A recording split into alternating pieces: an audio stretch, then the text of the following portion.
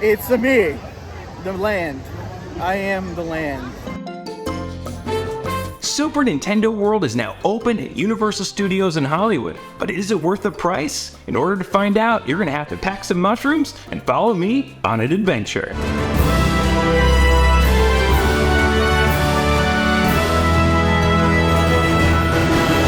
Catman Adventures. It's me, James RP, your second favorite Italian plumber, here to tell you all about the brand new Super Nintendo World.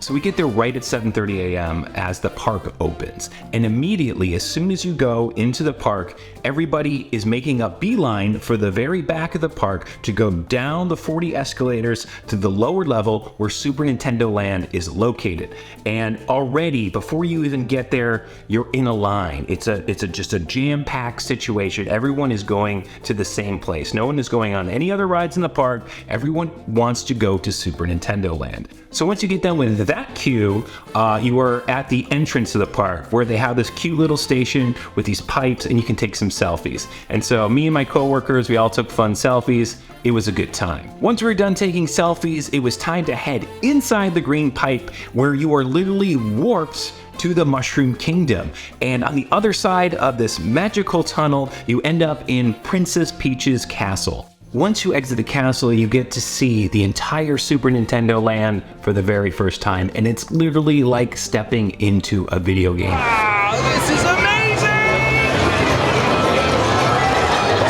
Oh, it's me! Hello! Everything is life-size, from the Goombas, the Piranha Plants, the Thwomps, and then the very back, bigger than everything, is Bowser's castle. That is stunning. Like, look at the castle, like Yoshi. I love how it feels like you're literally stepping into the game. Nothing looks like you're in like a theme park. Like if you look at like the little Goomba and everything, like it just, no, the immersive level, 10 out of 10. So most of you, when you're entering the park for the first time, you want to do one of two things, okay? The first is you want to get a reservation at the Toadstool Cafe, and they have a whole bunch of really cute themed food for your enjoyment. Sadly, I did not do this because there are 0 vegan options there. There's a ton of vegetarian things, but nothing vegan, so I didn't have to wait in that line, so that's good. The other thing you can do is buy a special wristband for $40, and they have all sorts of different characters, and you can go around the park and interact with different things. I think there are 3 mini games you can play there. You can hit 1-up coins and you can collect coins, but we didn't do either of those 2 things because instead we booked it right for Bowser's Castle to get in line for the Mario Kart ride. We've now come to the real Super Nintendo World experience, waiting in the queue. We are here at the Mario Kart Bowser ride queue, and it's going to be about 180 minutes, they say. So we're going to be here for a long time. Once you're in the queue, it's lovely. It looks like Yoshi's Story. It's delightful. It's fun. There's lots of things to look at. It's amazing! So many details, wow! And it's a good thing because you're going to be there for a while. So pack a snack, play some heads up. Hopefully you're with some fun friends because you are going to be there for a while.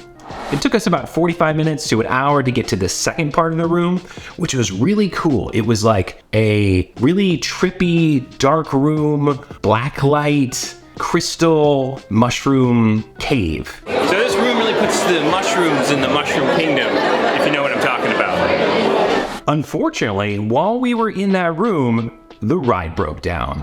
So the ride is broken, and we are stuck in the trippy mushroom room. We've been here for at least a half hour, 45 minutes maybe, and it's still broken, so exciting. Some people got out of line, but not many. So we just sat down on the floor for a while, and we played heads up and, tried to make the best of it.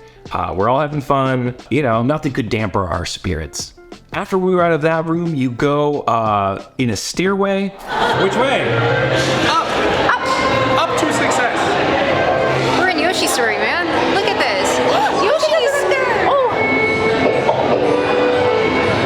It's we're going up the stairs, we go to level 2. That heads back outside where you get a great view of the whole park from Bowser's Castle, and you could see everybody there, and it was packed. There were so many people there. It was crazy. All right, we've made it to Bowser's Castle, and somewhere deep inside here, we're actually gonna maybe play some Mario Kart. Maybe. That's Bowser. Dude, in there. He's huge. And there he is, the Lord of Destruction himself. It's Bowser. He is huge. He's menacing. He's gonna eat us all. And then they have a portrait down a long hallway. It doesn't get better than that. At this point, the line kind of thins out and you're moving pretty fast. There's a room where you can see Bowser is making all his plans for Mecha Koopas, and then there's a bomb factory that you go through. They pile everybody into one big room where they tell you the instructions for the ride. And it's a really cute video. It's really fun. Everyone's really excited at this point. We're almost on the ride. We're almost there.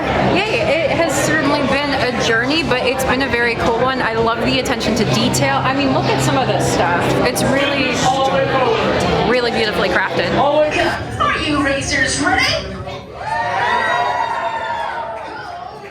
So then finally, the one last queue. Everybody lines up to get their own Super Mario helmet visor device. Sadly, they were all Mario themed. There was nothing Luigi. I asked. You don't have any, so they're all Marios? Why is it always Mario? All right. So embarrassingly, even though I was dressed like this, I had a Mario hat on. Because it's all about Mario, right? It was pretty quick after we got our visors to go and finally sit down in the ride. Then the ride starts, and it was super cool. You're in the cart, it's going around, it's like you're in a big race, and through the visor, you see graphics of Koopas and other racers. You have some triggers on your steering wheel where you can fire Koopa shells at them. So if you are looking in a direction and you fire a shell at a bad guy, you'll get a coin. And if you fire at a good guy, you get nothing. You can't actually control the ride. The ride is on a track, but there are moments, and every big turn, it's gonna have an arrow pointing left or right, and you've got to turn the wheel at that time. If you turn the wheel at that time, you get some coins. Oh my god, that was so fun! That was like unlike any ride I've ever been on. Very cool. It was definitely worth the wait. It was so neat, especially Rainbow Road. Amazing. And Jordan got the high score. I did. I beat our back row by like 2 points. That's it. So good. The coolest part of any ride would have to be the gift shop, right? And here we are. Everything's Super Mario themed. What should we buy? This is my favorite Super Mario character. Super. Well, that's about it for Super Nintendo Land. It looks really cool, and there are some things you can do with an interactive wristband if you want. I didn't buy that, but pretty much that's it. If you can go to the cafe if you want. That's another line. Everything is a line here. Where are we going? We are going to Jurassic World now for a little tiki drink. And let me tell you, these tiki drinks were amazing. I was really surprised. I got like a pina colada kind of thing. I tried a Mai Tai. It was all pretty good, actually. And they come in fun little souvenir cups. They weren't even that expensive. Like, I paid more for drinks in Los Angeles than I did at Universal Studios. And it was really refreshing. How'd you like Super Mario Land? It's me, the land. I am the land. At that point, our party kind of split up. Half of them were going to Harry Potter Land to get some lunch. Not a lot I could eat there, so I went and I found a taco stand that had Impossible Meat tacos. So that's exciting, right? They also had frozen margaritas at this place, which we were really excited about until we tried them. I have gotten the most horrendous mango margarita. I'm so sorry to say it, but it does taste like salty melted Sour Patch Kids, and not in a way that is good. Here, you can have this. Now we have a beer.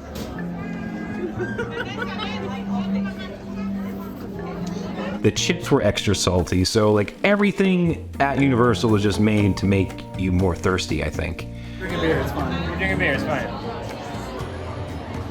So why is it gotta be Mario Kart? Why can't it be the Mario Brothers Kart or the Brothers Kart? Because it's a me.